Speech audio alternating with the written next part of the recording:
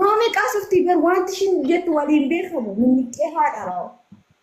Atushi sama istiri jimme. Jimmete bashqa kinjedin bayzo yani sarrafsuudhaaf dhugaa waaqana. Ani akka maazar natti fakkaata rabbi taani dhugaa rabbi. Ani haadha kanatti fakkaataan ta'e sarrafsuun natti ulfaata. Isumaan qabeessi cuqqaala. Mikinaatuun kaaka koo lama sadin deessaati dhugaa rabbi dhuguma isa sirrii jechaadha.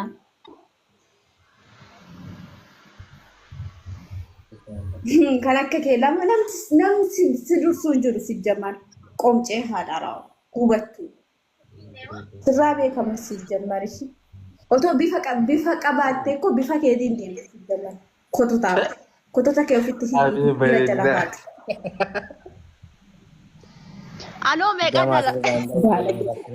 Kalau kasih mega dala anu ainalam. Cuan isin argine koi gana galene. Maalta shaarbuta. Kallutti baalageen har'a maqaa keenya nu dhoosisti nuuni. Kan baate ilaali kan fudhisu si adunga tulaati si oli. Kana malee kan afaan kee walitti si qabuun jiru kan farii si ol jedhi ilaali samaayoo probaasedha.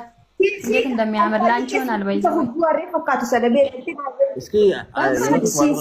ሲና ዱገቱ እሺ ታዱ አይደለም ቤት ዋን ፈካቱ ሀሬ ተዝገባ ወሰና መለታቱ አረበየሲሱ ኢብሳ ቀበሰኝ ተወሰኝ ነው ይጊ ከነ መርማኒ ሲጥቃላኒ ሀሬ asirratti baasiin jedhe ati maala isaa turte karaa keessa maannaa chiyaa kan jedhamtu sun viidiyoo qaban baasa jette boruu baaseef tan baasisitte haasaan turre mataan kee baay'eetti si baasi jammaaf tokko bichaan se'e. Fiidi mee dhiirama afaanuma oggaa guuttanii misin eegaa jiraaman oggaa tokko guuttanii kikki malee wanta tokko.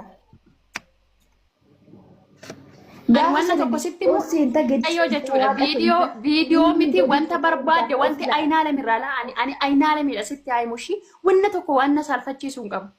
Sigalee wanna tokko wanta na saalfachiisu sin qabu wanta sheemina qabsiisu sin qabu ani nama ofiin jiraataadhaan kana beekishi. Eenyus namaaf jiraata gifti hundumtuu ofiis jiraata.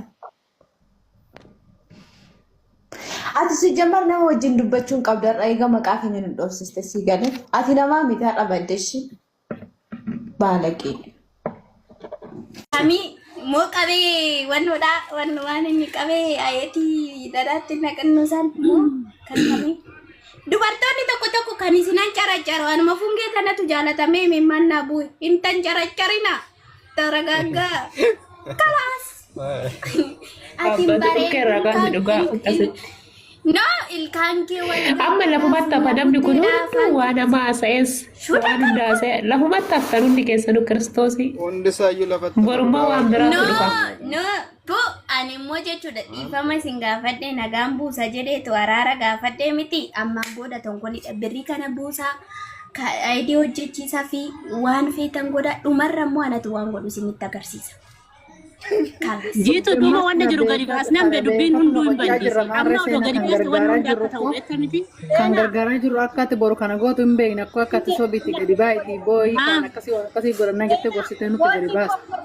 Boonni fokkoru jedhi godhee agarsiisa malee ifokkorin akkana godhan kun gadee. Qoy yaa guurani qoy kayaa sirraa waan hundoodu sirraa hin ta'u. Amma nagaannaaf bula. Deessa dubbiin badabbatinaati. Bakka bayi deemi seenaati deemi gara hojii keetii. Eessa deemte seenaa qoy gaafiin qabaa. Deemi hojii hojjedhu gaafii Maarami ijoolleen qabaa be'an.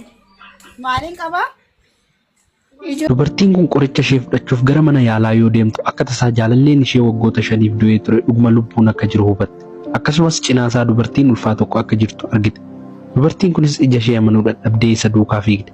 Haa ta'u malee jaalallee ishee kun bakka inni bu'e dhabde. Yeroo tokko lamaan isaanii hiriyoota jaalala guddaa waliif qaban turan. Akkasumas jaalalleen ishee kun gaa'elaaf illee kaadhimatee ture. Haa ta'u malee akka carraa ta'ee ergama waraanaa tokko irratti namichi kun dhoohinsaan du'e jedhamee fudhatame. Haati mucaas dubartiin kun gammachuu mataa ishee akka barbaaddu gorsitee turte. Haa ta'u malee isheen reeffa isaa waan hin argineef dhuguma du'e jettee amanuu didde. Yeroo hundumaa lubbuun akka jiru amantii ture. Dhumarrattis waggaa 4 booda dubartiin kun jaalallee ishee deebitee argite.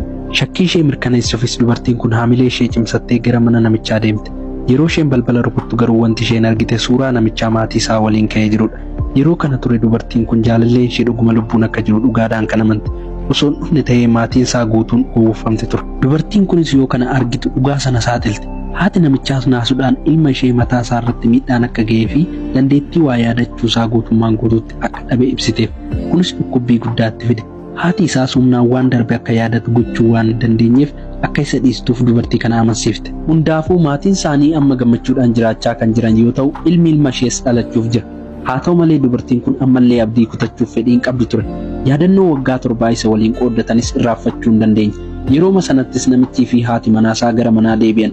Yeroo kana argitus haati isaa battaluma sanatti dubartii sana ari'uuf yaalte. Haa ta'u malee haati manaa namichaa hundi isaanii firoottani jettee waan yaaddeef dubartii sana irbaata akka nyaattuuf affeerte. Namichis miira tokko malee akka nama hin beekneetti dubartii sana bira darbee deeme. Kunis dubartii kana onnee ishee cabse. Minjaala irbaataa irrattis namichi akkamitti ishee fi dubartiin kun akka wal beekan haadha isaa gaafate. Osoo dubartiin kun hin dubbatin harmeen isaa dubartiin kun intala kiristinnaa ishee ta'uu ibsite. Namichis battaluma sanatti obboleettii jedhee waame. Dubartiin kunis erga kana dhageessee booda baay'ee miira keessa galtee kaadhimaa namichaa yeroo dheeraa duraa akka turte nama hunda duratti dubbatte. Haati namichaas irra deddeebiin ishee dhaabuuf yoo yaaltu dubartiin kun guyyaa tokko namichi yaadannoowwan kanneen yaadachuu danda'a jechuun dubbatte. Haa ta'u malee namichi dubartiin kun waan qoosaa jirtutti fakkaatee akka of ibsitu itti hime. Isheenis erga kana dhageessee battaluma sanatti dhaabbattee seenaa guutuu jalqabaa haga dhumaatti himte. Jechoonni ishees haadha manaasaa bakkuma sanatti rifachiise. Namichis yoo kana argu eenyullee maatii isaa akka diigu waan hin eeyyamneef battaluma sanatti dubartii sana ari'e. Kanaaf haati namichaa dubartii kana cinaatti fudhattee ilma ishee dhiistee ofii isheetiif jireenya gammachuu haaraa akka jalqabdu amansiifte. Haa ta'u malee dubartiin kun sana fudhachuu fedhii hin qabdu ture. Maaliif kan isheen abdii kutattuu ta'uu qabduuf? Maaliif namichi kun jireenya ishee waggaa 11 erga dhuunfatee booda akkasitti ishee dhiise? Dubartiin kun fudhachuu hin dandeenye. Namicha yeroo baay'ee arguu akka dandeessuun mana isatti aanu kireeffatte. Dandeettii waa yaadachuu isaas deebi'ee fi akka ishee yaadatus eegaa turte. Namichi garuu yaadannoon dhabe tokkolleen akka hin jirree fi nama akka ishee sababa hin qabne gonkumaa akka hin jaalanne ifatti dubbate. Yeroo sanattis hojjetaan meeshaalee ishee ol galchaa fi ture tokko akka tasaa suuraa tokko lafatti buuse. Namichis fuudhee ilaale. Suuraanis yeroo lamaan isaanii wal dhungatan ture. Callisuu namichaas yoo argitu suuraan kun erga wal baranii torbeetti kan kaafame ta'uusaa ibsiteef. Akkasumas namichi yoo waa yaadate gaafatte. Haa ta'u malee osoo inni deebiin kennin mataan isaa dhukkubbii hamaan qabame. Akka carraa ta'es haati warraasaa yeroo dhuftee isa fudhattee deemte. Sana booda dubartittiin kun yeroo baay'ee carraa dhiira sana waliin wal quunnamuuf dhuunti turte. Namichi garuu ija ishee keessa ilaalee iyyuu hin beeku. Guyyaa tokkos hoogganaan dubartii sanaa dhaabbata namichaa wajjin akka hojjettuuf ramade. Osoo eegin ammas namichi dogoggoraan ishee hubate. Namichis isheen isatti maxxanuuf yaalaa akka jirtuu fi itti yaaddee gara dhaabbata isaa akka dhuftetti yaade. Hojjettoonni isaalleen erga kana dhaga'anii booda waa'ee dubartii kanaa odeessuu jalqaban. Namichi silaaniitii qaba. Isheen akkamitti waan akkasii gochuu dandeessi jedhanii dubartii kana qeeqan. Akkuma kana dhageessanis dubartiin kun jireenyi dhuunfaa fi hojiin gonkumaa akka waliin hin deemne falmite.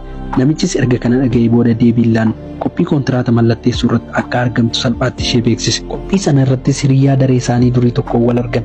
Hiriyyaan daree sunis akkuma namicha argeen waa'ee bara durii yaadachuu jalqabe. Akkasumas seenaa isaan lamaan gidduu jirulleen kaasee dubbate.